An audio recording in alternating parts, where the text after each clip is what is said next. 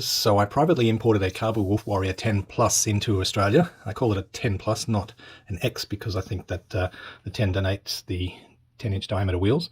It has variously been described as the baby Wolf Warrior because it's a lighter and cheaper version of the more popular Wolf Warriors, the King and the 11 Plus, etc.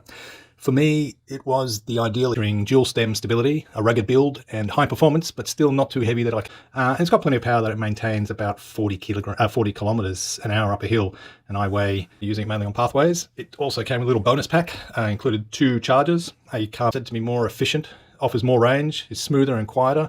If you have a look at the Carbu website, there is a deep hydraulic brakes.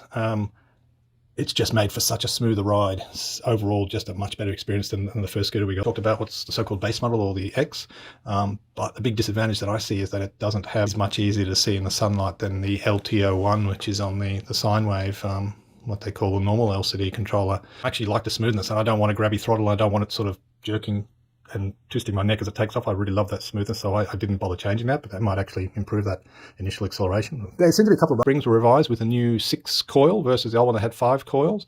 Run the tyres with 45 psi, and there are no steering stops, and when you turn the steering to hard left or right, you can sort of pinch the wiring at the front.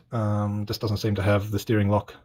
Well, not a steering lock front. I had to get into the P settings. They've changed the code to 1500. I noticed much luck in being able to undo one of them. Obviously, when you're buying from AliExpress, the warranty is a bit of an issue. They will. I had a conversation to them, a chat line, and they'll send me out parts. They'll try and do diag out. So you are up to fitting it yourself or getting a shop to do it. But Carbu, that's why I went with Carbu. So they're well known. A lot of shops locally, so shouldn't have a problem for parts, or if I don't want to do it myself.